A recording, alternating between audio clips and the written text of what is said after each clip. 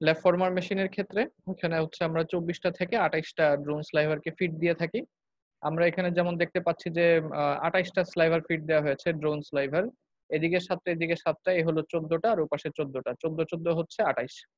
তো ২৮ টা স্লাইভারকে আমরা একসাথে এখানে ফিড দিব।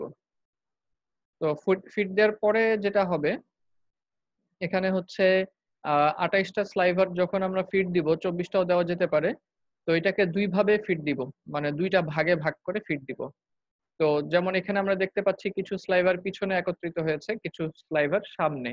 যদি আমরা ২৮ টা স্লাইভার ফিড দেই তাহলে ১৪ টা স্লাইভার পিছনে হচ্ছে ফিড হবে একত্রে। আর বাকি ১৪ টা হচ্ছে সামনে একত্রিত হবে। একত্রিত হওয়ার পরে এখানে হচ্ছে তোমার বাঁকানো একটা এলাকা দেখা যাচ্ছে। এটাকে আমরা বলি হচ্ছে ডিফ্লেক্টিং প্লেট। এই জায়গাটায় এই অ্যারেঞ্জমেন্টটাকে আমরা বলি হচ্ছে ডিফ্লেক্টিং প্লেট। তো আমাদের মেশিনে ডিফ্লেক্টিং প্লেট হচ্ছে ২ টা দেখা যাচ্ছে।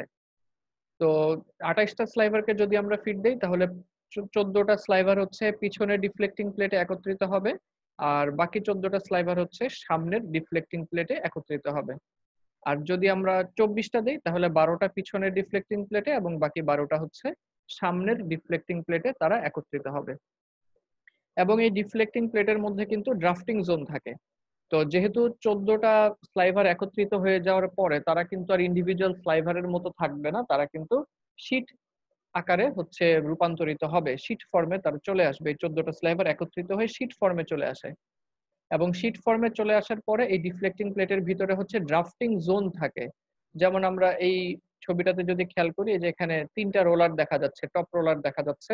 এটা হচ্ছে ড্রাফটিং জোনের টপ রোলার। তো প্রত্যেকটা ডিফ্লেক্টিং প্লেটের মধ্যেই একটা করে কিন্তু ড্রাফটিং জোন থাকবে। এই ড্রাফটিং জোন যেই হচ্ছে ১৪ টা স্লাইভার একসাথে মিলে যেই শীট তৈরি হবে, এই ড্রাফটিং জোনটা করবে কি সেই স্লাইভারের তৈরি করা শীটকে কিছু পরিমাণ ড্রাফট দিবে। ড্রাফটের পরিমাণটা হতে পারে ১.৩ থেকে ২.৫ বা এর আশেপাশে, অ্যারাউন্ড ২ এর আশেপাশে থাকবে এই ড্রাফটের পরিমাণটা। তো ড্রাফট করা হলো তার মানে ১৪ টা স্লাইভার ডিফ্লেক্টর প্লেটে ঢুকলো। ঢুকার পরে ১৪ টা স্লাইভার মিলে একটা শীট ফর্ম করলো। সেই শীটটাকে কিছু পরিমাণ ড্রাফট দিয়ে বের করে নিয়ে আসা হবে। তো এই যে আমরা এখানে একটা সাদা রঙের ল্যাব দেখতে পাচ্ছি, এই ল্যাবটুকু কিন্তু ওই ১৪ টা স্লাইভার একত্রিত হয়ে ড্রাফটিং জোনে ড্রাফট করে বের করে নিয়ে আসা একটা শীট। আর বাকি ১৪ টা হচ্ছে স্লাইভার কি হবে? তারাও সামনের ডিফ্লেক্টিং প্লেটে একত্রিত হবে। হয়ে সেখানেও হচ্ছে অ্যারাউন্ড ২ বা ১.৩ থেকে ২.৫ পরিমাণ ড্রাফট হয়ে তারাও একটা শীট হিসেবে বের হয়ে আসবে। তাহলে ১ম এ আমরা শীট পাচ্ছি ২ টা। ২ টা ডিফ্লেক্টর প্লেট থেকে আমরা হচ্ছে আলাদা, আলাদা ২ টা শীট পাচ্ছি। এই ২ টা শীটকেই একের উপরে আরেকটাকে অর্থাৎ ২ টাকেই একত্রিত করে একটা ফাইনাল শীট বের করা হবে। আমাদের শীটে হয়তো শব্দটা লেখা হয়েছে সুপার ইম্পোজ করা হবে। অর্থাৎ একটা ল্যাবকে আরেকটা ল্যাবের উপরে সুপার ইম্পোজ করা হবে। উপরিপাতন, একটার উপরে আরেকটা। তো ২ টা একসাথে করে ক্যালেন্ডার রোলার দিয়ে ক্যালেন্ডার করে তারপরে হচ্ছে কম্প্রেস করে তাদেরকে হচ্ছে ওয়াইন্ডিং করে ফেলা হবে। এই হচ্ছে মোটামুটি আমার। তাহলে এই যে এখানে আমরা যে শীট দেখতে পাচ্ছি এইটুকু জায়গায়, এই শীট কিন্তু আসলে ২ টা শীট একত্রিত করার পরে তৈরি হয়েছে এই শীটটা। পিছনের ডিফ্লেক্টিং প্লেট থেকে একটা শীট আসে, সামনের ডিফ্লেক্টিং প্লেট থেকে একটা শীট আসে। এখানে একটা রোলার দেখা যাচ্ছে। এই রোলারে যখন আসে তখন ২ টা একত্রিত হয়ে তারপরে হচ্ছে ফাইনাল শীটটা বের হয়ে যায়। এরপরে আমরা তাকে হচ্ছে নানা রকম ড্রয়িং রোলারের পরে হচ্ছে সেটাকে তোমার এখানে নিয়ে আসি এবং এখানে নিয়ে এসে একটা প্যাকেজের চারপাশে ওয়াইন্ডিং করে পেঁচায় ফেলি। এই হচ্ছে আমাদের ওয়ার্কিং প্রিন্সিপালের আ সরি আমাদের লেফট ফরমার মেশিনের ওয়ার্কিং প্রিন্সিপাল। তো এই প্রিন্সিপালের সম্পর্কে এখানে কিছু লেখা আছে। পরীক্ষার প্রস্তুতির জন্য আমাদের ফিগার নাম্বার 11 পড়লেই হবে। ফিগার নাম্বার 12 টা লাগবে না। ফিগার নাম্বার 12 টা আমাদের এখানে লাগবে না। ফিগার নাম্বার 11 পড়লেই আমাদের হয়ে যাবে। আর বিবরণের সময় এটাকে একটু ছোট করা যায়। ১ম ২ টা প্যারাগ্রাফ বাদ দিতে পারো। ১ম ২ টা প্যারাগ্রাফে কিছু আ এটা ইতিহাস সম্পর্কে ২-১ টা কথা বলা হয়েছে। তো ১ম ২ টা প্যারাগ্রাফ দরকার নেই। এই ৩য় প্যারাগ্রাফের হচ্ছে এখান থেকে শুরু করলেই হবে। দ্য ওয়েভ ফরমার এখান থেকেই শুরু করলেই হবে। অ্যাজ অলরেডি মেনশনড এটাও দরকার নাই। দ্য ওয়েভ ফরমার এখান থেকে শুরু করে শেষ পর্যন্ত লিখে ফেললেই হয়ে যাবে। আমরা যে কথাগুলো এতক্ষণ বললাম, এই ধরনের কথাগুলি হচ্ছে এখানে লেখা আছে। এটা পড়লেই হয়ে যেত। তোমরা মনে হয় পড়ে দেখো নাই আর। পড়লে হয়ে যাওয়ার কথা। এটা তো সহজ অধ্যায়। তাও সমস্যা নেই। যেহেতু বেসিকটা আলোচনা করে দিলাম, আমার মনে হয় বাকিগুলো এখন পড়লেই মনে পড়বে। তো তোমরা দেখে আমাকে সমস্যা জিজ্ঞেস করো। তো লেকচার 7 এর মধ্যে কারো কোনো, ওই অনলাইন লেকচার 7 পর্যন্ত কারো কোনো সমস্যা আছে কি? তাহলে আমি ধরে নিচ্ছি যে না, লেকচার 7 পর্যন্ত তোমাদের সমস্যা নাই।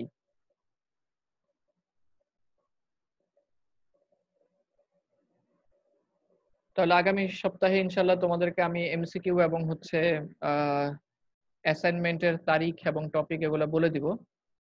এই শুক্র শনিতে আমি একটু দেখি এটা নিয়ে মাথা ঘামাবো যে কিসের উপর অ্যাসাইনমেন্ট দেওয়া যায় বা কোন কোন এমসিকিউ টপিক কি বেছে স্যার? নিব। হ্যাঁ বলো। স্যার এমসিকিউ এমসিকিউ কি স্যার পুরো সিলেবাসের উপর নেবেন? এমসিকিউ পুরা সিলেবাসের উপর না নিয়ে দুইটা একটা চ্যাপ্টারের উপর নেওয়ার সম্ভাবনাই বেশি। স্যার একটা চ্যাপ্টারের উপর নিয়েন তোমাদের প্রস্তাব আমি শুনলাম, সেটাকে আমি মাথায় রাখবো, দেখা যাক কি করা যায়। স্যার। হ্যাঁ বলো। স্যার একটা ইয়ার্ন সম্পর্কে স্যার একটু আইডিয়া লাগতো স্যার। কোর্স পান ইয়ার্ন স্যার। জি। কোর্স পান ইয়ার্ন। হ্যাঁ হ্যাঁ। স্যার এখানে স্যার একটা এটা দেখলাম স্যার যে একটা ইয়ার্নের বেস করে স্যার আর একটা ইয়ার্ন স্যার মানে ওয়ার্ক করা হয়েছে, এই জিনিসটা স্যার একটু বুঝি নাই স্যার, মানে একটা নেটে পড়ছিলাম তো স্যার একটু। আচ্ছা আচ্ছা, হ্যাঁ হ্যাঁ, কোরিস্পান ইয়ার্ন হচ্ছে, কোরিস্পান ইয়ার্নে মূলত এটা এমন একটা ইয়ার্ন যেখানে দুইটা লেয়ার থাকে। তো একটা লেয়ারকে আমরা বলি হচ্ছে কোর। কোর মানে হচ্ছে ভিতরে, অন্তর্নিহিত। তো একটা হচ্ছে কোর, ইয়ার্নের দুইটা লেয়ার, একটা লেয়ারকে আমরা বলি হচ্ছে কোর আর একটা লেয়ারকে আমরা বলি হচ্ছে শীথ। SHEATH, শীথ মানে হচ্ছে বাহির। তাহলে কোর মানে হচ্ছে ভিতর, আর হচ্ছে শীথ মানে হচ্ছে বাহির। কোর স্পান ইয়ার্নে হচ্ছে দুইটা লেয়ার, একটা লেয়ার হচ্ছে ভিতরে, সেটাকে আমরা বলি কোর, আর যেটা শীথ সেটাকে হচ্ছে বাইরের লেয়ারটাকে আমরা বলি হচ্ছে শীথ। তো কোর স্পান ইয়ার্নের আমাদের সবচেয়ে বেশি প্রচলিত যে ফরম্যাট, কোর স্পান ইয়ার্নের ক্ষেত্রে সবচেয়ে বেশি প্রচলিত যে স্ট্রাকচার, সেটা হচ্ছে আমরা ইয়ার্নের কোরে অর্থাৎ ইয়ার্নের ভিতরের লেয়ারে একটা ফিলামেন্ট ব্যবহার করি। ঠিক আছে? ইয়ার্নের কোর স্পান ইয়ার্নের কোরে অর্থাৎ ভিতরে আমরা হচ্ছে একটা ফিলামেন্ট ব্যবহার করি, এবং ইয়ার্নের শীথে আমরা একটা স্পান ইয়ার্ন ব্যবহার করি। স্পান ইয়ার্ন হচ্ছে স্টেপল, সরি, শীট হিসেবে আমরা স্টেপল ফাইবার ব্যবহার করি। আমি আবারও কথাটা বলছি, কমন স্ট্রাকচার হচ্ছে আমরা কোর স্পান ইয়ার্নের কোরে আমরা হচ্ছে একটা ফিলামেন্ট ব্যবহার করি, একটা ফিলামেন্ট, এবং তার আউটার লেয়ারে অর্থাৎ শীথে আমরা হচ্ছে স্টেপল লেংথের ফাইবারকে ব্যবহার করি। তার মানে বিষয়টা হয় এরকম যে কোর স্পান ইয়ার্নের মাঝখানে করে একটা হচ্ছে ফিলামেন্ট থাকে, আর তার চারপাশে স্টেপল ফাইবারের হচ্ছে একটা লেয়ার তৈরি হয়ে যায়। এটাই হচ্ছে কোর স্পান ইয়ার্ন। তো এর মধ্যে আমরা যেটা খুব ব্যবহার করি এই স্ট্রাকচারটা হচ্ছে যে আমরা করে কোনো একটা, তোমার হচ্ছে মনে করো ইয়ে দিই, এই ইলাস্টিক কোন একটা ফিলামেন্ট ব্যবহার করি, যেমন স্পান্ডেক্স। স্পান্ডেক্সের নাম তো তোমরা শুনেছো। তো আমরা করে হচ্ছে স্পান্ডেক্স ব্যবহার করি এবং শীতে হচ্ছে কটন ফাইবারের লেয়ার ব্যবহার করি। কটন ফাইবার তো স্টেপল লেংথ, তো কটন ফাইবারের হচ্ছে একটা লেয়ার আমরা ব্যবহার করি কোর স্পান ইয়ার্নে। তাতে করে হবে কি, এই ইয়ার্নটার করে যেহেতু স্পান্ডেক্স, তাহলে এটা টানলে লম্বা হবে, স্ট্রেচেবিলিটি তৈরি হবে। আর যেহেতু বাইরে হচ্ছে তোমার শীত হিসেবে আমরা স্টেপল ফাইবার দিয়েছি, তো সেটা একই সাথে কমফোর্টেবল হবে। এই হচ্ছে কোর স্পান ইয়ার্নের বেসিক। আমরা ওই যে বাজারে জিন্স কিনতে গেলে হচ্ছে দেখায় না লোকেরা টেনে টেনে যে স্যার এটা, কিংবা ভাই এটা হচ্ছে স্টিচ প্যান্ট, তো ওগুলি টানলে লম্বা হয়, এটার কারণ হচ্ছে এটা যে ওখানে কোর স্পান ইয়ার্ন ব্যবহার করা হয়। যে ইয়ার্নের ভিতরে হচ্ছে তোমার একটা স্টেপল, সরি, ইয়ার্নের ভিতরের লেয়ারে হচ্ছে একটা স্পান্ডেক্সের কোর থাকে, ফিলামেন্ট, আর হচ্ছে তার বাইরের লেয়ারে কটন ফাইবারের অর্থাৎ যে কোনো একটা স্টেপল ফাইবারের হচ্ছে লেয়ার থাকবে আর কি। বুঝতে পারছো কি? জি স্যার, ধন্যবাদ স্যার। আচ্ছা, তোমাকেও ধন্যবাদ। আর কোনো প্রশ্ন? তোমার এই অ্যাপ্রোচটা ভালো, যেটা হচ্ছে সব সমস্যা স্যারের জন্য না রেখে নিজেই একটু সমাধান করার চেষ্টা করে, এটা ভালো। তবে মুশকিল হচ্ছে কখনো কখনো আমাদের মানে সাধারণ মানের টেক্সটাইল রিলেটেড ব্লগ সাইট গুলিতে হচ্ছে তোমার একটু ইয়ে থাকে, অনেক সময় বেশ ভালো আছে, আবার কোনো কোনো সময় আর্টিকেলে হচ্ছে কিছু ভুলও দেখতে পাওয়া যায় আর কি। খুব ভালো আর্টিকেলও আছে, আবার হচ্ছে কোনো কোনো সময় আর্টিকেলে কিছু সমস্যাও থাকে, এটা একটু সতর্ক থাকতে হবে। স্যার এক্সাম রিলেটেড কিছু বললে ভালো হতো স্যার, মানে সিটি বা এক্সাম কিভাবে কি নেওয়া হবে স্যার? এইটা তো গত ক্লাসে বলে দিয়েছি। আমাদের হচ্ছে 20 মার্কসের এমসিকিউ, 20 মার্কসের অ্যাসাইনমেন্ট, এই হচ্ছে 40, 10 মার্কসের অ্যাসাইনমেন্ট 50, আর বাকি 50 হচ্ছে ফাইনাল এক্সাম। সেটাকে আমরা কিভাবে নিব এটা নিয়ে আমরা এখনো চূড়ান্ত সিদ্ধান্তে পৌঁছাতে পারিনি। স্যার অ্যাসাইনমেন্ট তো স্যার একটা নেবেন তাই না স্যার? অ্যাসাইনমেন্ট হ্যাঁ অ্যাসাইনমেন্ট একটা নিব, একটা অ্যাসাইনমেন্টে 20 মার্কস হবে।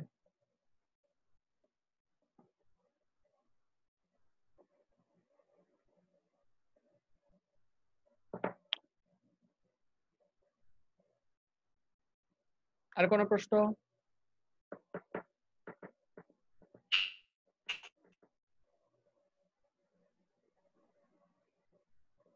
ঠিক আছে, তাহলে তোমাদের প্রশ্ন নাই, তাহলে আমরা হচ্ছে একটা কোশ্চেন আছে। হ্যাঁ বলো। ডিটাচমেন্ট সিটিং এ যে সেটিং বাড়লে নয়েলও বাড়ে, জি মানে সেটিং মানে তো এখানে যে দূরত্বটা যে জি নিপার জি। আর হচ্ছে ডিটাচমেন্ট রোলারের দূরত্বটা বাড়লে নয়েল বাড়বে। না না, হ্যাঁ হ্যাঁ হ্যাঁ, জি জি ঠিক বলেছো। থ্যাংক ইউ স্যার, এটা জানা ছিল। ওকে,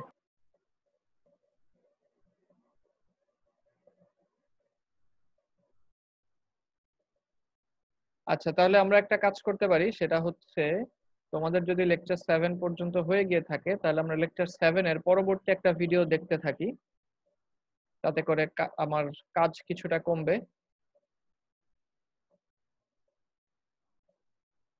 লেকচার 7 এর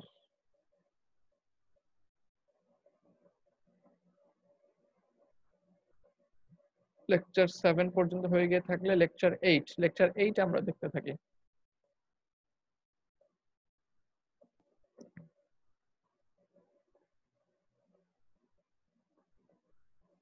বা পুরান সমস্যাগুলি নিয়েও কথা বলতে পারো যদি তোমাদের সমস্যা জানা থাকে। আচ্ছা, একটু আগেই রোভিং এর ববেন স্লাইভার ঢুকে রোভিং হয়ে চিকন হয়ে বের হয়ে গেল, বসানো।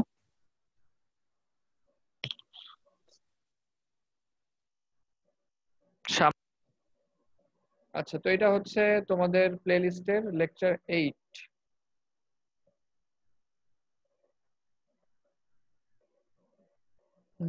আমি হচ্ছে ভিডিও অফ করতেছি, কিন্তু আমি লাইনেই আছি, প্রশ্ন থাকলে আমাকে জিজ্ঞেস করো।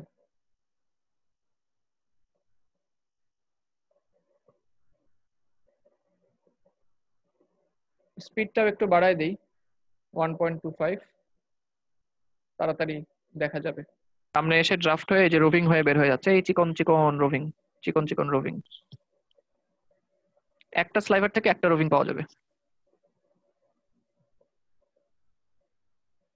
এই রোভিং প্যাকেজগুলিকে দেখানো হয়েছে একটু আগেই, রোভিং এর ববেন।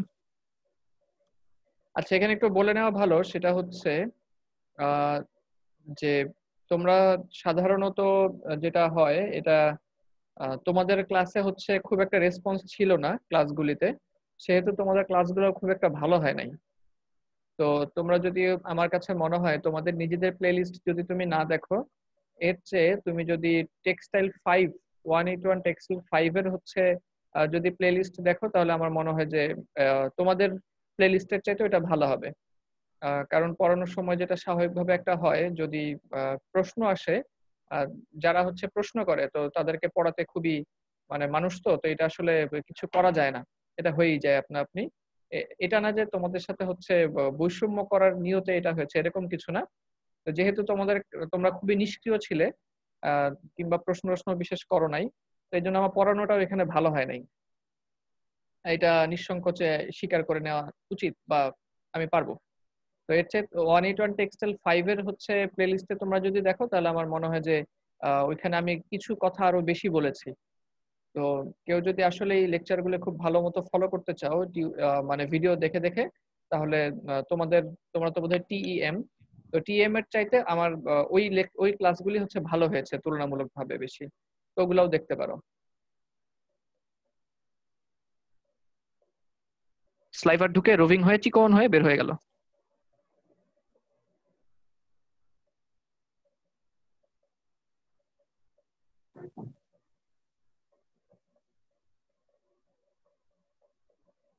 এই রোভিং ববিনে পেঁচায় ফেলা হচ্ছে। এটা হচ্ছে আমার ডেলিভারি প্যাকেজ, রোভিং ববিনের প্যাকেজ হচ্ছে এটা।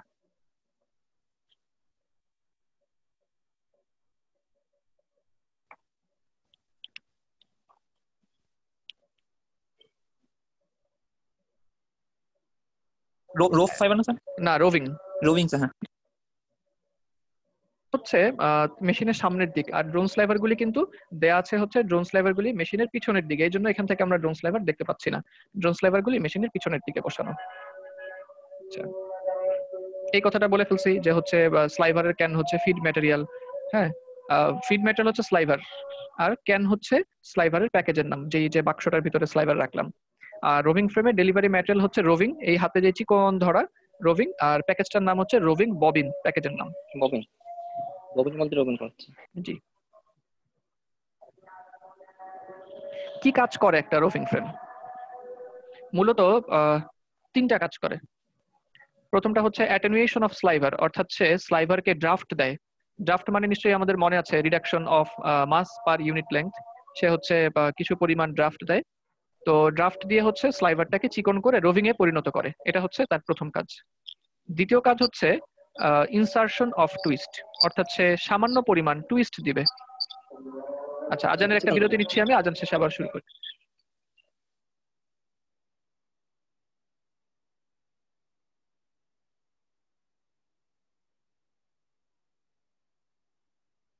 হচ্ছে ইনসারশন অফ টুইস্ট, অর্থাৎ কিছু পরিমাণ তার মধ্যে টুইস্ট দিয়ে দেওয়া। In order to hold the fibres together, অর্থাৎ সামান্য পরিমাণ টুইস্ট দিব। আমাদের মনে আছে নিশ্চয়ই টুইস্ট দেওয়ার জন্য আমরা যেই টুইস্টের পরিমাণটা বোঝার জন্য আমরা যে টার্মটা ব্যবহার করি, ওটা ছিল হচ্ছে টিপিআই, টুইস্ট পার ইঞ্চ।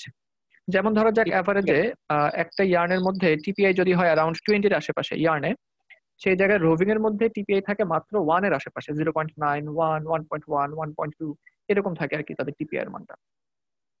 তো আশা করি বুঝতে পারছো যে হচ্ছে খুব অল্প পরিমাণ হচ্ছে টুইস্টের মধ্যে থাকবে। 3 নাম্বারটা হচ্ছে winding of roving in a suitable package, অর্থাৎ আমার যে রোভিং সেই রোভিংটাকে আমি হচ্ছে একটা প্যাকেজের মধ্যে নিয়ে আসবো। অর্থাৎ এই যে রোভিং যেটা বের হয়ে আসলো এটাকে সুন্দর করে এইরকম একটা রোভিং ববিনের মধ্যে সুন্দর একটা প্যাকেজের মধ্যে তাকে নিয়ে আসা। তাহলে 3টা কাজ পাওয়া গেল। একটা হচ্ছে ড্রাফট করতে হবে স্লাইভারকে ড্রাফট করে রোভিং বানাইতে হবে, চিকন করতে হবে। দ্বিতীয় কাজ কি বলতো? হ্যাঁ, টুইস্ট দেওয়া, তাকে কিছু পরিমাণ টুইস্ট দিতে হবে এবং স্লাইটলি, খুব অল্প পরিমাণ, বেশি দিলে আবার সমস্যা আছে। কি সমস্যা পরে জানবো, কিন্তু বেশি দিলেও সমস্যা। আর 3 নম্বর কাজ কি? স্যার ওয়াইন্ডিং করা। হ্যাঁ, ওয়াইন্ডিং করা, অর্থাৎ একটা সুইটেবল প্যাকেজের মধ্যে আমার রোভিং কে নিয়ে আসতে হবে। মূলত এই বেসিক এই 3টা লাইন দিয়ে আমরা একটা রোভিং ফ্রেমের বেসিক কাজগুলিকে প্রকাশ করতে পারি। শর্ট কামিংস, আমাদের রোভিং ফ্রেমের হচ্ছে কিছু সীমাবদ্ধতা আছে।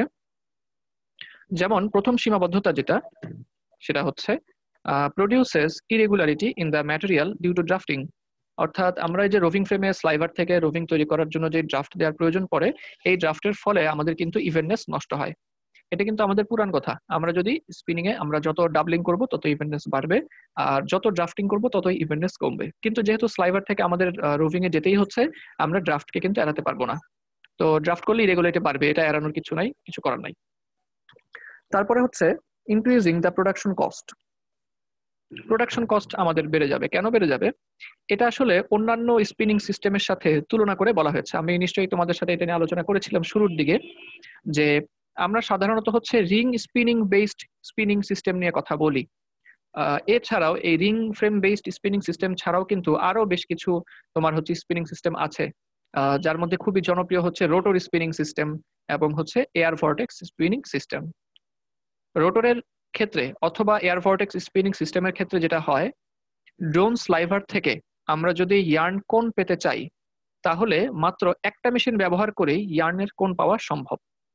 কিন্তু আমরা যদি প্রচলিত ring frame based spinning system ব্যবহার করি, তাহলে তোমরা কি কেউ বলতে পারবে যে ড্রোন স্লাইভার থেকে কোণ পর্যন্ত যেতে কয়টা মেশিন লাগে রিং ইয়ার্নে? বলো তো।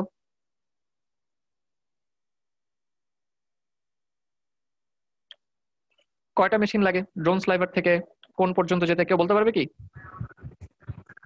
ফ্লোচার্ট মনে করো, তাহলেই হবে। স্যার 3টা মেশিন। ছয়টা। একজন বলেছে 3টা, আরো 2-একজন বলো।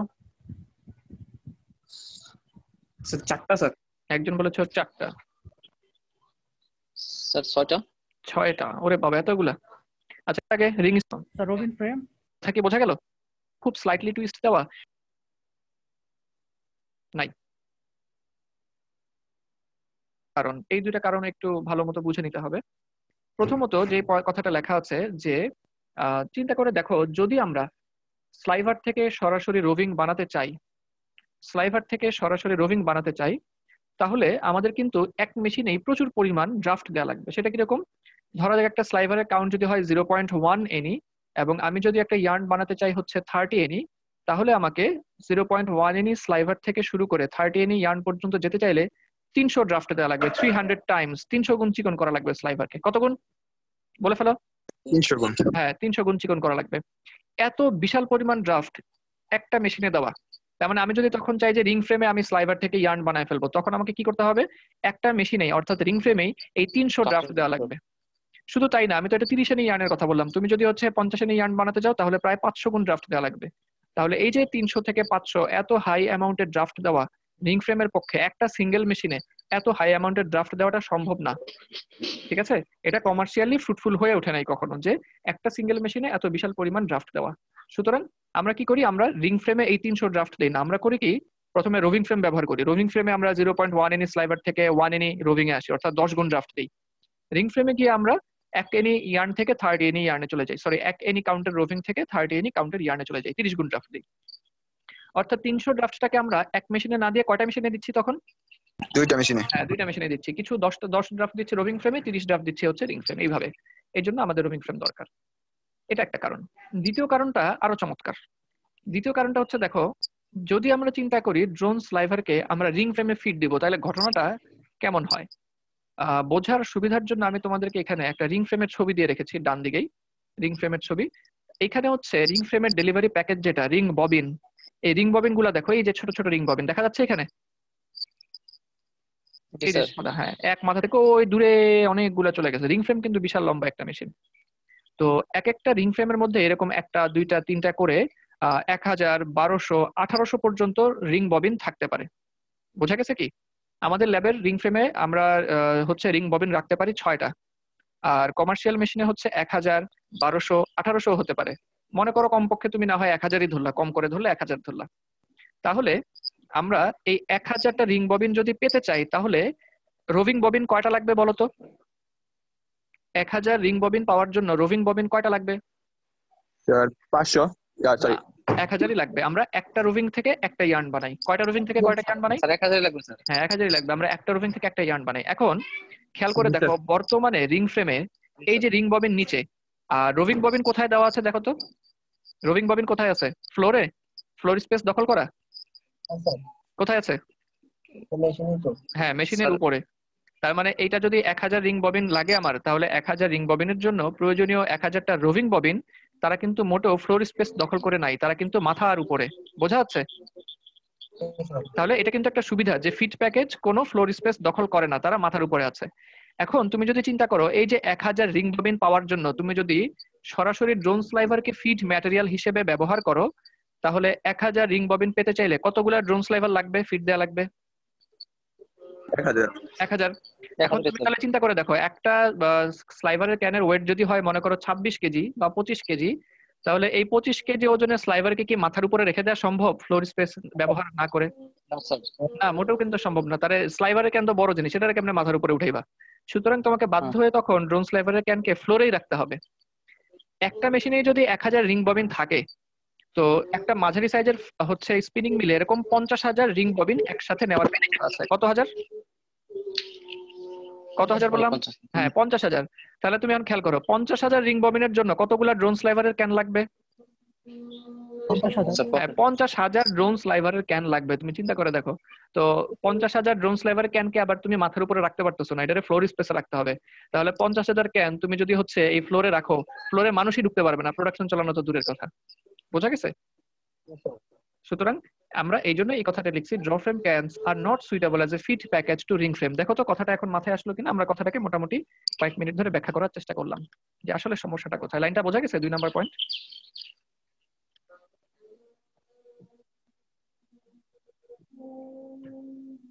বোঝা গেছে কি? আচ্ছা, তাহলে দেখো রোভিং ফ্রেম কেন দরকার এটা বুঝতে পারছো কিনা? আশা করি বুঝতে পারছো। যদি বুঝে থাকো তাহলে আমরা পরের টপিকে চলে যাই। কোনো প্রশ্ন আছে এর মধ্যে? কোনো প্রশ্ন থাকলে প্রশ্ন করতে পারো। আচ্ছা, তাহলে ধরে নিচ্ছি কোনো প্রশ্ন নাই। আমরা এখন অপারেটিং সিকোয়েন্সে চলে যাই। একটা রোভিং ফ্রেমের কি কি বেসিক আমি একটু ব্রেক নিচ্ছি 2 মিনিটের। তোমরা হচ্ছে প্রশ্নগুলি চ্যাট বক্সে লিখে রাখো, 2 মিনিট পরে আসতেছি। কম্পোনেন্ট গুলি তার সাথে আমরা পরিচিত হই। এটা আমাদের হচ্ছে ক্লেনের বইতে আছে 3, 2, 1 এখানে আছে।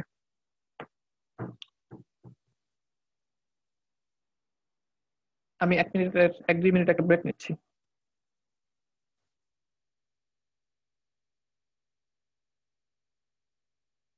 তাহলে কিছু আমাদের নেসেসিটি অফ রোয়িং ফ্রেম আর task of the roving frame এই দুটো শেষ। জি,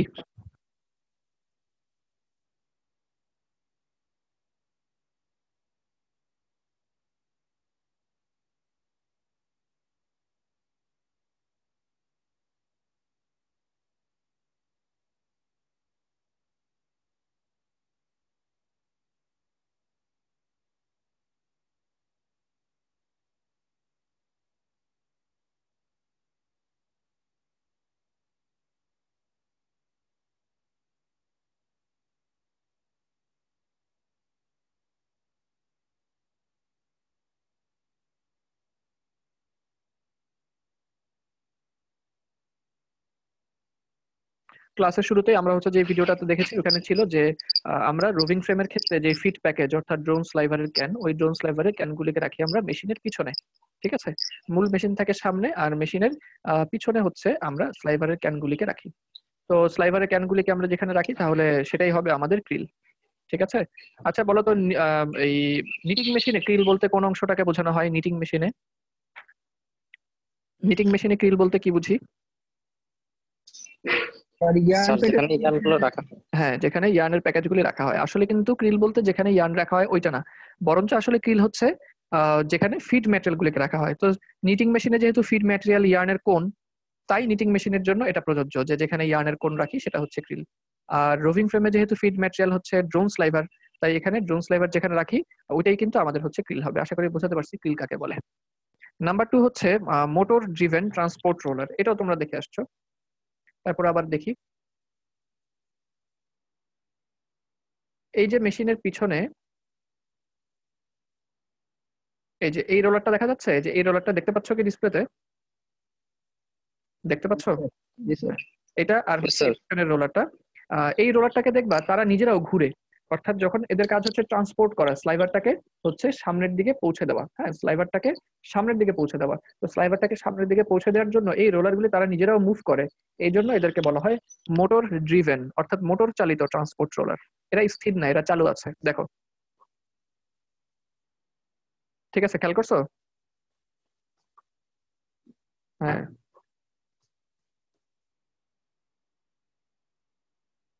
দেখা গেল রোলার গুলো যে ঘুরে।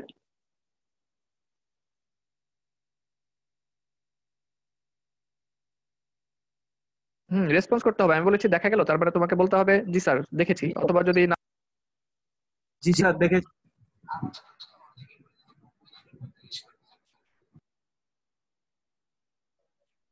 আচ্ছা, এই পর্যন্ত তোমাদের কোনো সমস্যা আছে? না স্যার। আচ্ছা, আমাদের হচ্ছে অপারেটিং সিকোয়েন্স চলতেছে আর কি, দেখতে থাকো, আমি লাইনেই আছি। প্রশ্ন থাকলে আমাকে জিজ্ঞেস করো।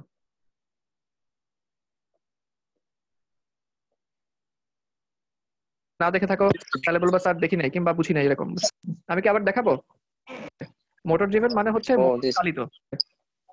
হ্যাঁ, জিনিসটা আসলে একটা ট্রান্সপোর্ট রোলার। আচ্ছা, এরপরে 3 নাম্বার, তার মানে ট্রান্সপোর্ট রোলার হয়ে স্লাইভাররা মেশিনের ভিতরে আসবে। 3 নাম্বার হচ্ছে ড্রাফটিং অ্যারেঞ্জমেন্ট। যেহেতু আমরা স্লাইভার থেকে একটা রোভিং এ কনভার্ট করতে চাচ্ছি, আমাদের তো একটা ড্রাফটিং অ্যারেঞ্জমেন্ট অবশ্যই লাগবে, কারণ মাস পার ইউনিট লেন্থ যদি আমরা না কমাই তাহলে তো হচ্ছে না।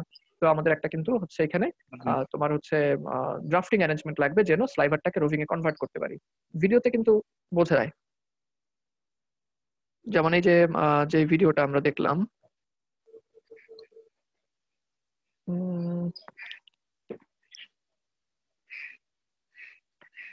এই মনে করো সবুজ রঙের ঢাকনা দেওয়া যে জায়গাটা, এখানে খেয়াল করো। এই আচ্ছা দেখো, স্লাইভার, হ্যাঁ স্লাইভার ঢুকলো কিন্তু চিকন হয়ে রোভিং হয়ে বের হচ্ছে। তার মানে এই জায়গাটার মধ্যে অবশ্যই কি হচ্ছে? ড্রাফটিং হচ্ছে। হ্যাঁ, অবশ্যই এখানে ড্রাফটিং হচ্ছে। আর ড্রাফটিং জোনে কিন্তু কি কি থাকে মনে আছে? ড্রাফটিং জোনে কি কি থাকে, কেন ড্রাফট হয়? ড্রাফটিং জোনে কি কি থাকে? স্যার হচ্ছে একটা ড্রাফটিং জোনের 2টা কন্ডিশন। কয়টা কন্ডিশন? বেসিক কন্ডিশন কয়টা? দুইটা স্যার। হ্যাঁ, একটা ড্রাফটিং জোনের বেসিক কন্ডিশন হচ্ছে দুইটা। এর মধ্যে একটা কেউ কি বলতে পারবা, মনে আছে ক্লাসে তো আমরা বলেছিলাম, কারো মনে আছে কিনা? কারো মনে থাকলে বলো। কারোরই মনে নাই? দুঃখজনক ঘটনা। আচ্ছা আমি মনে করাই দিই। বেসিক কন্ডিশনের মধ্যে প্রথমটা হচ্ছে মোর দেন ওয়ান পেয়ার অফ রোলার লাগবে, একের অধিক জোড়া রোলার। কি লাগবে?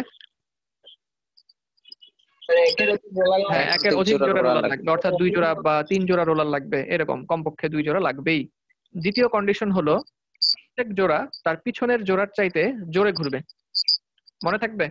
প্রত্যেক জোড়া তার পিছনের জোড়ার চাইতে জোরে ঘুরবে, অর্থাৎ এরকম এই এক জোড়া, এই হচ্ছে এক জোড়া, আমার সামনেটা বেশি ঘুরবে। হ্যাঁ সামনেরটা বেশি জোরে ঘুরবে, এই 2 জোড়া, এই হচ্ছে 3 জোড়া। ফাইবার যদি বাম থেকে ডান দিকে যায় তাহলে এটা হচ্ছে হ্যাঁ হ্যাঁ এটা ফ্রন্ট, এটা হচ্ছে মিডল, আর এটা হচ্ছে ব্যাক। সবচেয়ে জোরে ঘুরবে কোনটা? সবচেয়ে জোরে ঘুরবে হচ্ছে এই ফ্রন্টের, হ্যাঁ সে সবচেয়ে জোরে ঘুরবে, এটাই। তাহলে ড্রাফটিং জোনে বেসিক কন্ডিশন হচ্ছে দুইটা, একটা হচ্ছে মোর দেন ওয়ান পেয়ার অফ রোলার লাগবে, আর একটা হচ্ছে সামনের পেয়ার সবসময় পিছনেরটার চাইতে জোরে ঘুরবে। আচ্ছা, তো এখানে একটা ড্রাফটিং জোন আমার লাগবে। তো ড্রাফটিং জোনের ক্ষেত্রে আমাদের রোভিং ফ্রেমে কিন্তু ড্রাফটিং জোনটা হয় হচ্ছে এটাকে আমরা বলি 4/4 ড্রাফটিং জোন, অর্থাৎ টপ রোলার 4টা, বটম রোলার হচ্ছে 4টা। আমার এই কথাটা কি বোঝা গেছে? 4/4? জি স্যার। হ্যাঁ, টপ রোলার 4টা, বটম রোলার 4টা, এটা হচ্ছে আমাদের রেগুলার হচ্ছে ড্রাফটিং অ্যারেঞ্জমেন্ট। তো দেখো আমাদের এখানে কিন্তু হচ্ছে ড্রাফটিং অ্যারেঞ্জমেন্টের এখানে একটা ফ্রেম আঁকা আছে, মেশিন ফ্রেমটা। তো পরীক্ষায় যখন আমরা আঁকবো তখন এই মেশিন ফ্রেমটা আঁকার প্রয়োজন নাই, এটা একটু আঁকতে গেলে জটিল হবে। আমরা এখানে যেটা করব, 4 জোড়া রোলার এঁকে দিব। এখানে যেরকম 3 জোড়া রোলার আঁকা আছে, দেখো দেখা যাচ্ছে কি এখানে যে রোলার আঁকা আছে 3 জোড়া, এই যে এটা একটা, হ্যাঁ এটা একটা, এটা একটা, তো এরকম 4 জোড়া রোলার এঁকে দিলেই হবে, আমাদের ফ্রেমটা আঁকার প্রয়োজন নেই। একটা বাক্সের মতো এঁকে ওটার ভিতরে 4 জোড়া রোলার এঁকে দিয়ে দিলেই হয়ে যাবে। আচ্ছা, তাহলে 1 2 3, 1 নম্বর হচ্ছে ক্রিল, 2 নম্বর হচ্ছে মোটর ড্রিভেন ট্রান্সপোর্ট রোলার, তারপরে হচ্ছে স্লাইভাররা আসে এবং স্লাইভাররা এসে তারা হচ্ছে ড্রাফটিং জোনে ড্রাফট হয়ে তারপরে বের হয়ে যায়।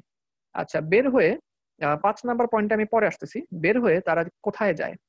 বের হয়ে তারা এই যে এখানে এই যে আমার কার্সার যেখানে দেখতে পাচ্ছি, তোমাদেরকে একটা স্লাইড দেখাই নিয়ে আসি। তারা বের হয়ে হচ্ছে এই কম্পোনেন্টের মধ্যে আসে, এই যে এই কম্পোনেন্টটার মধ্যে আসে, এই যে এটা এই কম্পোনেন্টটার মধ্যে আসে, দেখা যাচ্ছে এটাকে, এই যে মাঝখানে, হ্যাঁ এটাকে বলা হয় হচ্ছে ফ্লায়ার। এটার নাম হচ্ছে ফ্লায়ার, FLYER। এই যে বানানটা এখানে লেখা আছে ফ্লায়ার, FLYER। তো এই ফ্লায়ারের মধ্যে হচ্ছে ঢুকে পড়বে। তার মানে এই যে ড্রাফটিং জোন থেকে রোভিং বের হয়ে আসে, তারা কোথায় ঢুকে পড়বে? ফ্লায়ারে। তাহলে এখানে ফ্লায়ার বলতে এই যে দুইটা, হ্যাঁ দুইটা লেগ দেখা যাচ্ছে, এবার বোঝা যাচ্ছে কি ফ্লায়ার কোনটা? এখানে, হ্যাঁ এটা একটা ফ্লায়ার আর এটা একটা ফ্লায়ার। তো এই ফ্লায়ারের মধ্যে তারা হচ্ছে চলে আসলো। তো ফ্লায়ারে আসার পরে কি হবে? তো দেখে আসি তাহলে আমরা, এটা ভিডিওতে ফ্লায়ারে যে ঢুকে পড়তেছে, স্যার কি আছেন? বের হয়ে আসলো ড্রাফটিং জোন থেকে বের হয়ে, এই দেখো। স্যার জি, প্রশ্ন করো। স্যার আমাদের যে টপিকগুলো স্যার আপনি মানে কমায় দিছিলেন, ওগুলা আরেকবার বললে একটু ভালো হতো স্যার। এগুলো তো এখন বলতে গেলে উল্টাপাল্টা হয়ে যাবে, ভিডিও থেকে দেখে নিও,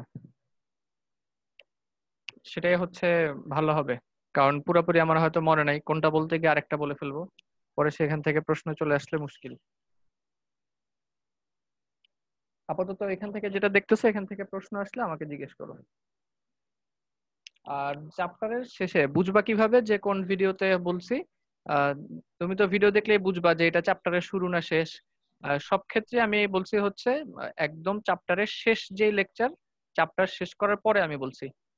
তো চ্যাপ্টার শেষের ভিডিওগুলো চেক করলে ইনশাল্লাহ পেয়ে যাবে, তাতে করে হচ্ছে আর পাল্টানোর কোনো সম্ভাবনা নাই। তা আমি এখন মুখে বলতে গেলে তো আমি লিখে রাখি নাই, তখন মনে হয়েছিল তাই বলেছিলাম। তবে আমি কিন্তু বেশ কয়েকবার জিজ্ঞেস করছিলাম লিখছো কিনা, তো অনেকেই বলছিল লিখছে। তো বন্ধুদের কাউকে জিজ্ঞেস করলে আমার মনে হয় পাওয়া যাবে। যদি তোমরা না লিখি বলে থাকো, না স্যার তাহলে লিখছিলাম, বাট হ্যাঁ হ্যাঁ স্যার তাহলে পাওয়া খুঁজে যাবে, পেতেছি সমস্যা না। নেই। ওই তো 2-3 জন লিখছে, এখন আমার মনে হয় পাওয়া যাবে, সমস্যা হবে না। আর নয়তো ওইভাবে চ্যাপ্টারের হচ্ছে লেকচার যেখানে শেষ, চ্যাপ্টার শেষ, ওই লেকচারটাতে আমি বলেছি, একটু কষ্ট করে দেখে নিও। এই ড্রাফটিং জোন থেকে বের হয়ে এই যে সে ভিতরে ঢুকে পড়লো, রোভিংটা কিন্তু অদৃশ্য। সে আসলে কোথায় ঢুকে পড়লো বলতো? সে কিন্তু এই ফ্লায়ারের ভিতরে ঢুকে পড়লো, এই যে এই সামনেটাও ফ্লায়ারের মধ্যে ঢুকে পড়লো। এখন আমি তোমাকে একটা তথ্য দেই, ক্লাসের শুরুতেই কিন্তু আমরা বলেছিলাম যে হচ্ছে তোমার 120টা যদি রোভিং ববিন হয়, তাহলে এই 120টা রোভিং ববিনকে 2 সারিতে ভাগ করে ফেলা হয়। কয় সারিতে? 2 সারিতে। এবং কেন করা হয়? যেন জায়গা আমার বেঁচে যায়। দেখো এই যে এখানে ভিডিওতে বোঝা যাবে, এই যে এখানে যে রোভিং ববিনগুলো 2 সারিতে দেখা যাচ্ছে কি, যে সামনের সারি হচ্ছে যে এটা, এই দ্বিতীয়টা এটা, এরা হচ্ছে সামনের সারিতে। পিছনের সারিগুলি কিন্তু যে দেখা যাচ্ছে যে এটা পিছনের সারিতে, হ্যাঁ এটাও কিন্তু পিছনের সারিতে, এটাও পিছনের সারিতে। অর্থাৎ আমার যদি 120টা রোভিং ববিন হয়, আমার মেশিন সেটআপটা এরকম 60টা রোভিং ববিন থাকবে সামনে ফ্রন্ট রোতে, আর 60টা রোভিং ববিন কোথায় থাকবে? পিছনের রোতে, অর্থাৎ হচ্ছে ব্যাক রোতে হচ্ছে বাকি সেটটা থাকবে। তাহলে রোভিং ববিন গুলাকে আমরা হচ্ছে 2 সারিতে আমরা এরকম ভাগ করে দিব। তো 2 সারিতে ভাগ করে যেহেতু দিব, তো সাইড ভিউ যদি আমরা আঁকি, সাইড ভিউ 120টা রোভিং ববিন 2 সারিতে ভাগ করা, সাইড ভিউ থেকে আঁকলে কয়টা দেখা যাবে বলতো? কয়টা ববিন দেখা যাবে সাইড ভিউ থেকে দেখলে? 2টা দেখা যাবে। এই যে মনে করো 10টা আঙুল সাইড থেকে দেখবো, কয়টা দেখা যাচ্ছে? 2টা দেখা যাচ্ছে, এরকমই। তো 120টাকে যখন ফ্রন্ট আর ব্যাক রোতে সাজানো হবে, এরকম সাজানো হলো, সাইড থেকে যদি আমরা দেখি, সাইড থেকে কিন্তু হচ্ছে এই 2টা দেখা যাবে। এটা হচ্ছে আমাদের সাইড ভিউ, এর জন্য 2টা আঁকছে, এটা ফ্রন্ট রো আর এটা হচ্ছে ব্যাক রো। তো 5 নম্বরে চলে আসি। ড্রাফটিং জোন থেকে বের হয়ে ফ্লায়ারে ঢুকার আগ পর্যন্ত রোভিংটা কিন্তু এখানে পুরোপুরি একা একা থাকে, এইটুকু জায়গায়। ভিডিওতে তোমাদেরকে দেখাই। এই মনে করো এটা হচ্ছে ড্রাফটিং জোন। ড্রাফটিং জোন থেকে ফ্লায়ার পর্যন্ত ঢুকার আগ পর্যন্ত এখানে কিন্তু রোভিং পুরাই একা একা, তাই না? এর আগ পর্যন্ত হচ্ছে রোভিং কে সাপোর্ট দেওয়ার জন্য ড্রাফটিং জোন ছিল, ড্রাফটিং জোনে প্রচুর পরিমাণ কম্পোনেন্ট ছিল। আবার ফ্লায়ারে ঢুকে গেলেই কিন্তু সে আবার একটা সাপোর্টের মধ্যে চলে আসতেছে, তার সঙ্গী সাথী আছে। কিন্তু ফ্লায়ারে ঢুকার আগ পর্যন্ত, ড্রাফটিং জোন থেকে বের হয়ে ফ্লায়ারে ঢুকার আগ পর্যন্ত এইটুকু জায়গায় রোভিংটা কিন্তু একদম একা। এইটুকু লেন্থকে, রোভিং এর এইটুকু লেন্থকে বলা হয় হচ্ছে আনসাপোর্টেড লেন্থ। বোঝা গেল কি আনসাপোর্টেড লেন্থ কোন জায়গাটুকু? হ্যাঁ এইটুকু জায়গাকে বলা হয় হচ্ছে আনসাপোর্টেড লেন্থ। কোন জায়গাটুকু তাহলে? ফ্লায়ারের আগে আর হচ্ছে ওই কি বলে জানো, ড্রাফটিং জোন, ড্রাফটিং জোনের পরে মাঝামাঝি জায়গাটুকু। জি জি জি, হ্যাঁ তাহলে এটাই হচ্ছে তোমার আনসাপোর্টেড লেন্থ। তো আনসাপোর্টেড লেন্থের এই জায়গাটা, তাহলে এই জায়গাটুকুকেই হচ্ছে 5 দিয়ে বোঝানো হয়েছে আনসাপোর্টেড লেন্থ। আর 6 নাম্বার দিয়ে বোঝানো হয়েছে আমাদের ফ্লায়ার। 6 নাম্বার দিয়ে বোঝানো হয়েছে ফ্লায়ার। ফ্লায়ার হচ্ছে আমরা নিশ্চয়ই দেখলাম এখন, ফ্লায়ার হচ্ছে 2টা ঠ্যাংওয়ালা একটা জিনিস, হ্যাঁ 2 পাওয়ালা একটা ফ্লায়ার এখানে। তো ফ্লায়ারের আসলে কাজ, 2টা অংশে ভাগ করা, হ্যাঁ 2টা লেগে ভাগ করা। আমরা একটা ফ্লায়ারের ক্লোজ ভিউ দেখি। এই মনে করো, হ্যাঁ এটা একটা ফ্লায়ার, এই যে এটা একটা ফ্লায়ার, 2টা লেগ। এই দুই পাশের 2টা অংশকে বলা হয় হচ্ছে এক একটা লেগ, অর্থাৎ পা। তো তার মানে বিষয়টা এরকম, ফ্লায়ারের লেগ, এই যে রোলারটা দেখতে পাচ্ছি আমরা, এটা হচ্ছে মনে করো ড্রাফটিং জোনের ফ্রন্ট রোলার। একটা রোলার দেখাচ্ছে শুধুমাত্র ফ্রন্টেরটা। আসলে কয় পেয়ার রোলার থাকে ড্রাফটিং জোনে রোভিং ফ্রেমে? মাত্র বলেছি কিছুক্ষণ আগে। কয় জোড়া রোলার থাকে ড্রাফটিং রোভিং ফ্রেমে? হ্যাঁ 4/4, জি জি, অর্থাৎ 4/4 অর্থাৎ 4 জোড়া রোলার থাকে। এখানে কেবলমাত্র সামনেরটাই আঁকানো হয়েছে, কেবলমাত্র ফ্রন্টেরটাই আঁকানো হয়েছে, এই জন্য 4/4 এরটার মধ্যে কেবল ফ্রন্টেরটা। তো ড্রাফটিং জোন থেকে রোভিং বের হয়েই ফ্লায়ারে ঢুকে পড়লো। ফ্লায়ারের এই যে 2টা লেগ আছে, 2টা লেগের মধ্যে একটা লেগ হচ্ছে হলো, হলো মানে হচ্ছে ফাঁপা, ঠিক আছে? আরেকটা লেগ হচ্ছে সলিড, এই যে এটা হচ্ছে সলিড লেগ, এটা হচ্ছে সলিড, আর এই লেগটা হচ্ছে হলো। রোভিং করবে কি, এই ড্রাফটিং জোন থেকে বের হয়ে ফ্লায়ারের এই হলো লেগের ভিতরে ঢুকে পড়বে। হলো লেগের ভিতর দিয়ে ঢুকে তারপরে হলো লেগের এদিক দিয়ে বের হয়ে আসবে। আমি বাকিটা কলম দিয়ে দেখিয়ে দিচ্ছি রোভিংটা কোথা থেকে কোথায় যায়। এই যে মনে করো রোভিংটা ঢুকলো, ঢুকে এই হলো লেগের ভিতরে ঢুকলো, ঢুকে বের হয়ে এদিক দিয়ে বের হবে, বের হয়ে এসে এই যে একটা লাঠি দেখা যাচ্ছে না এখানে, হলুদ রঙের একটা লাঠি, এটা, কিংবা হচ্ছে এই যে কালো এটা, তারপরে হচ্ছে এই যে এই ছবি থেকে দেখলে সাদাটা, এটাকে বলা হয় হচ্ছে প্রেসার আর্ম। এটাকে বলা হয় প্রেসার আর্ম। আমি চ্যাট বক্সে এই নামটা একটু লিখে দিই, এটাকে বলা হয় হচ্ছে প্রেসার আর্ম। প্রেসার তার মানে এই আর্মটা অর্থাৎ এই বাহুটা সবসময় রোভিং ববিনকে চাপ দিয়ে রাখবে, প্রেস করে রাখবে, এই জন্যই তাকে বলা হয় হচ্ছে প্রেসার আর্ম। কোনটা? এই যে হ্যাঁ এই ডায়াগ্রাম থেকে হচ্ছে যে এটা প্রেসার আর্ম, এই হলুদ রঙেরটা, তারপর হচ্ছে এখান থেকে যে কালো, এই কালো হাতটা হচ্ছে প্রেসার আর্ম, এই হাতটা কালো হাতটা হচ্ছে প্রেসার আর্ম, এই ডায়াগ্রাম থেকে এটা হচ্ছে প্রেসার আর্ম। চিনতে পারছি?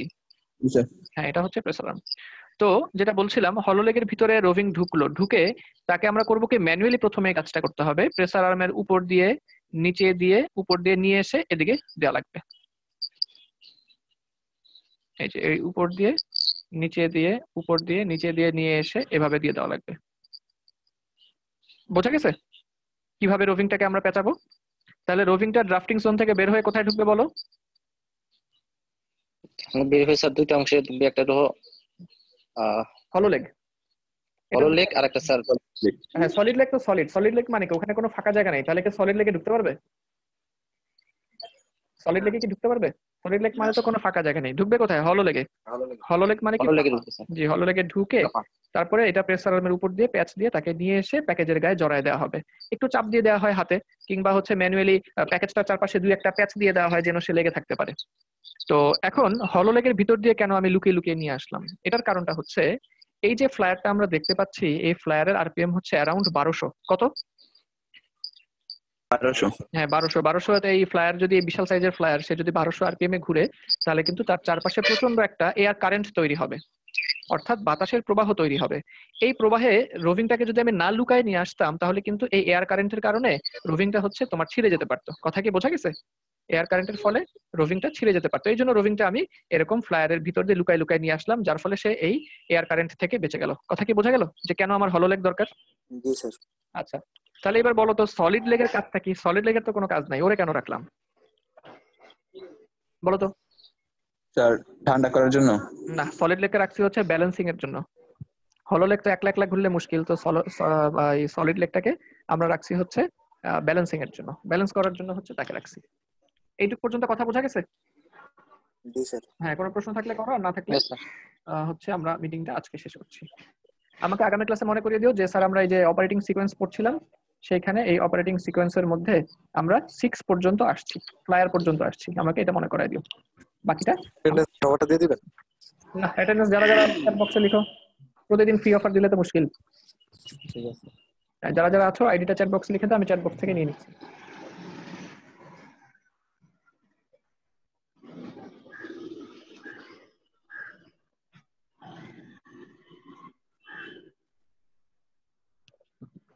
আচ্ছা আমাদের হচ্ছে তাহলে এইখান থেকে আজকে আমরা লেকচার 8টা শেষ হয়ে গেল। তাহলে নতুন করে আর 8 তো আমাদের আর দেখার দরকার নাই। তোমরা যেটা করবা 8 এর পর থেকে হচ্ছে 4টা লেকচার দেখে আসবা।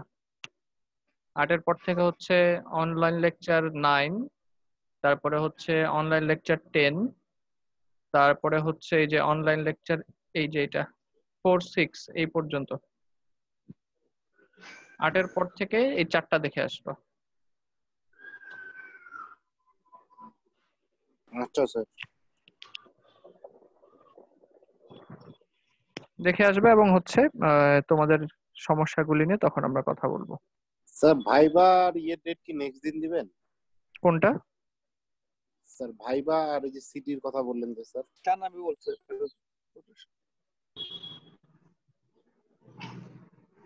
ভাইবার সিটির কথা বললেন সে এমসিকিউ, হ্যাঁ হ্যাঁ হ্যাঁ ডেট কি নেক্সট দিন দিবেন স্যার? হ্যাঁ দিয়ে দিব নে ইনশাআল্লাহ।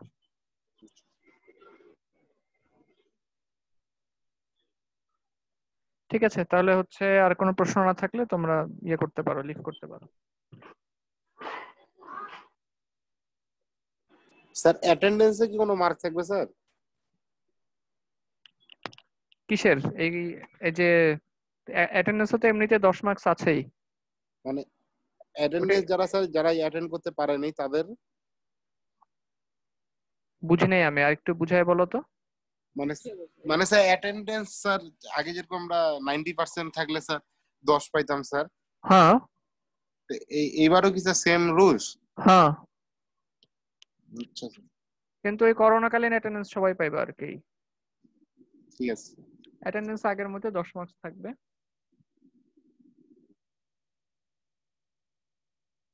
স্যার আমাদের সিটি না নিয়ে স্যার দুইটা অ্যাসাইনমেন্ট দিলে ভালো হতো না স্যার? সিটি বলতে এমসিকিউ নিবে আর কি। না, বেশি অ্যাসাইনমেন্ট দিলে তোমরা বেশি ক্ষতিগ্রস্ত হবে, কারণ অ্যাসাইনমেন্ট সাধারণত তোমরা বেশি কপি পেস্টই করো, তো তো তখন তোমাদের নাম্বার আরো কমবে বাড়ার পরিবর্তে। সিটির মাত্র স্যার 10 মার্ক করা যায় না স্যার।